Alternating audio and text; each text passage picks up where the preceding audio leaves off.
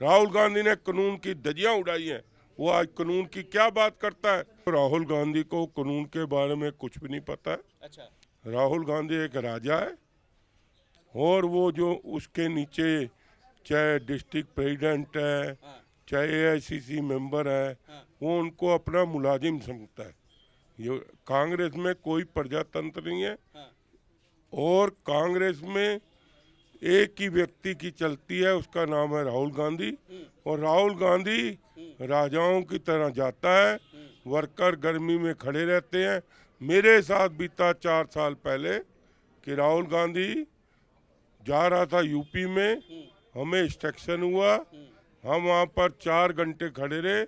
लेकिन जिस तरह राजे निकलते हैं 16-17 गाड़ियों के साथ, उसने हमें नमस्ते तक नहीं की। और हम 4 घंटे तपती गर्मी में वहाँ खड़े रहे 4 साल पहले। राहुल गांधी अपने आप को राजा समझता है। अच्छा। और राहुल गांधी को कानून के बारे में कुछ नहीं पता। अगर कानून के बारे में राहुल गांधी को पता होता तो जो मनमोहन सिंह ने बिल पास किया था उसको सरेआम राहुल गांधी ने फाड़ दिया था, उस बिल को। और वो बिल वापस बाद में लिया गया। जो वक्फ बोर्ड का कानून बना है जी। वो बिल्कुल ठीक बना है। हाँ। उसमें कोई किंतु परंतु नहीं है, क्योंकि जो वक्फ बोर्ड था उसमें कई खामियां थी, कई कमियां थी।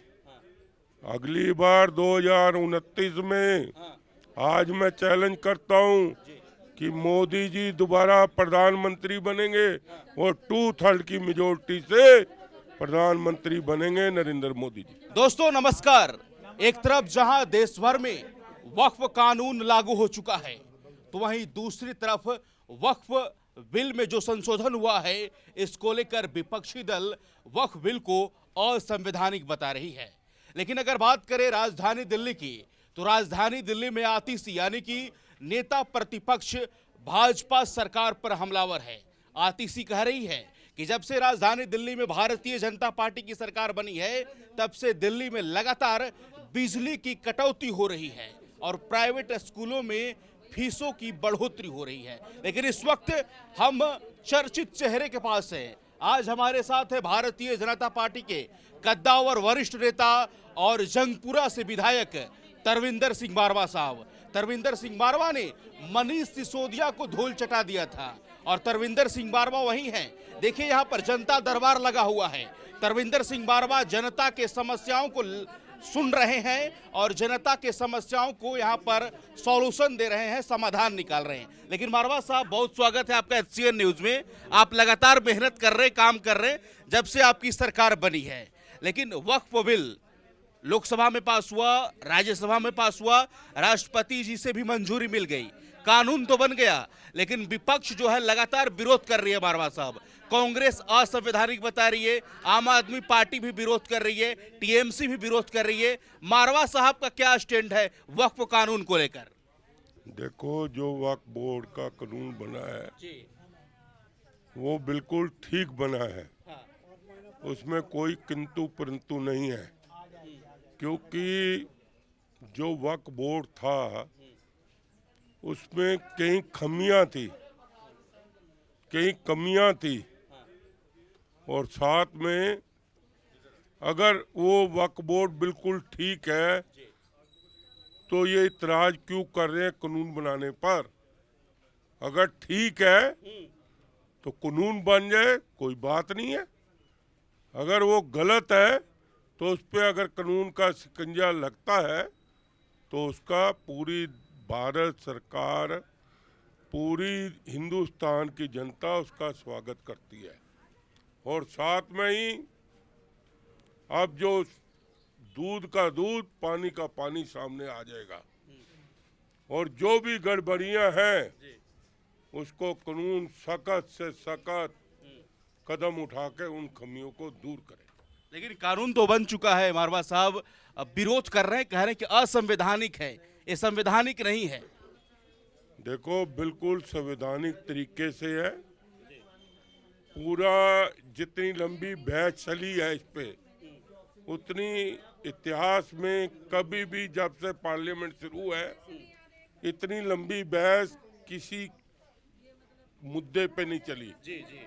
और सरकार ने, नरेंद्र मोदी जी ने, हाँ। अमित शाह जी ने पूरा समय दिया चर्चा का। स्पीकर साहब ने पूरा चर्चे का समय दिया और जो वोट है वो वोटिंग हुई है बकायदा। अगर वोटिंग इनके हक में चली जाती तो कानून नहीं बनता।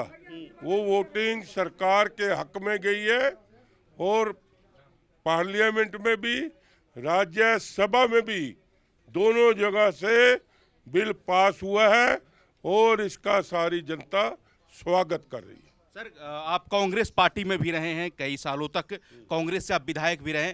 कल कांग्रेस का अधिवेशन हुआ गुजरात में, एआईसीसी के तमाम लोग वहां मौजूद थे। राहुल गांधी ने कहा कि वक्फ असंवैधानिक है और राहुल गांधी ने कहा कि बीजेपी आरएसएस से अगर कोई लड़ सकता है तो वर्तमान में कांग्रेस पार्टी लड़ सकती है और बीजेपी को हम हरा कर दिखाएंगे। देखो, राहुल गांधी को कानून के बारे में कुछ भी नहीं पता है। अच्छा। राहुल गांधी एक राजा है और वो जो उसके नीचे चाहे डिस्ट्रिक्ट प्रेसिडेंट है चाहे एआईसीसी मेंबर है वो उनको अपना मुलाजिम समझता है। ये कांग्रेस में कोई प्रजातंत्र नहीं है और कांग्रेस में एक ही व्यक्ति की चलती है, उसका नाम है राहुल गांधी। और राहुल गांधी राजाओं की तरह जाता है, वर्कर गर्मी में खड़े रहते हैं। मेरे साथ बीता 4 साल पहले कि राहुल गांधी जा रहा था यूपी में, हमें इंस्ट्रक्शन हुआ, हम वहाँ पर 4 घंटे खड़े रहे। लेकिन जिस तरह राजे निकलते हैं 16-17 गाड़ियों के साथ, उसने हमें नमस्ते तक नहीं की और हम 4 घंटे तपती गर्मी में वहाँ खड़े रहे 4 साल पहले। राहुल गांधी अपने आप को राजा समझता है। अच्छा। और राहुल गांधी को कानून के बारे में कुछ नहीं पता। अगर कानून के बारे में राहुल गांधी को पता होता तो जो मनमोहन सिंह ने बिल पास किया था उसको सरेआम राहुल गांधी ने फाड़ दिया था, उस बिल को और वो बिल वापस बाद में लिया गया।